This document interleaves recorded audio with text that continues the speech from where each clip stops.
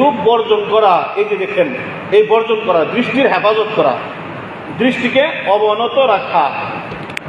আল্লাহ আকবার। তো আমরা মনে করি দৃষ্টির হেফাজত, পর্দা, এই পর্দা বুঝি শুধু মহিলাদের জন্যই, ঠিক না? আবার মহিলারা দেখা যায় মাঝে মধ্যে হুজুরদের প্রতি খুব নিয়মিত বিরক্ত, যে হুজুররা খালি আমাদের বিরুদ্ধে কথা কয়। হ্যাঁ, আচ্ছা কোন তো দেখি, রাস্তাঘাটে বের হইলে গুনাহ যত হয় এগুলি কি পুরুষের জন্য বেশি হয় না মহিলাদের জন্য বেশি হয়? মহিলাদের জন্য বেশি হয় না? কারণ মহিলাদেরকে আল্লাহ পাক বেশি নসিহত করেছেন, এই জন্য মহিলাদেরকে বেশি সতর্ক করতে হবে। তবে হ্যাঁ, শুধু পর্দা মহিলাদের জন্য একা নয়।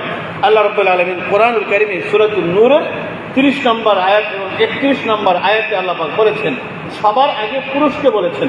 তবে হ্যাঁ, পুরুষের জন্য তার পর্দার ক্ষেত্র হলো 2টা, আর মহিলাদের জন্য পর্দার ক্ষেত্র আরও বেশি। পুরুষের জন্য পর্দার ক্ষেত্র কি আল্লাহ পাক বলেছেন, قل للمؤمنين يغضوا من أبصارهم ويحفظوا فروجهم।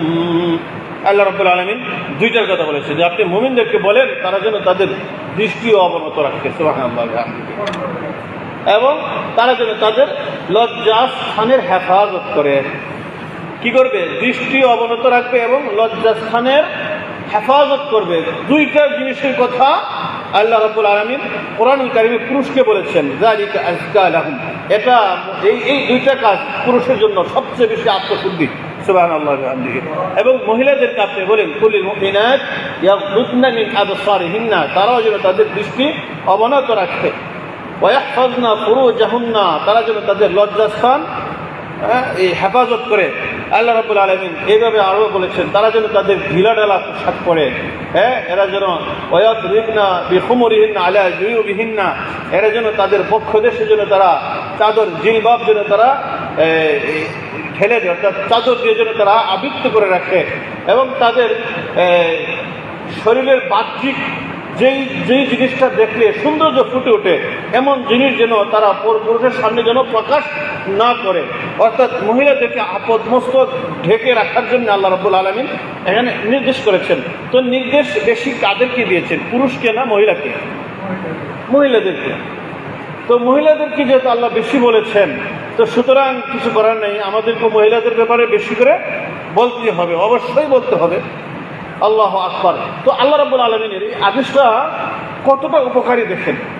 সাধারণত আমরা যখন রাস্তাঘাটে চলি, কোনো একটা রাস্তাঘাটে মনে করেন 2টা গাড়ি একসাথে আসতেছে, তো আসার সময় যদি হেডলাইট উপরে উঠায় রাখে, আচ্ছা দুটোটার হেডলাইট উপরে উঠে আছে, এখন বলেন তো দেখি অ্যাক্সিডেন্ট হওয়ার সমূহ আশঙ্কা বেশি না? আর হেডলাইট যদি নামায় রাখে তাহলে অ্যাক্সিডেন্ট হবে না, আশঙ্কা নেই। তা আল্লাহ রাব্বুল আলামিন বলতেছেন, কুল্লিল মুমিনিনা ইয়াগুদ্দু মিন আবসারিহিম, কুল্লিল মুমিনাতি ইয়াগুদ্দুনা মিন আবসারিহিন্না। আপনি মুমিনাদেরকে বলে দেন এরা যেন এদের হেডলাইট যেন এরা অবনত করে রাখে, এরা যেন তাদের চক্ষু 2টা নিচের দিকে রাখে, কেউ কারো দিকে যেন রাস্তাঘাটে সাক্ষাৎ হয়ে গেলে যেন তাকাতাকি না করে, কারণ যদি তাকাইতে যায় তখনই আবার অ্যাক্সিডেন্ট হতে পারে কি পারে না? এখান থেকে তখন অবৈধ প্রেম নিবেদন হতে পারে। প্রেম নিবেদন না হইলেও মনের মধ্যে ওয়াসওয়াসা শয়তানি দিবে, ঠিক কিনা বলেন? দিবে কিনা?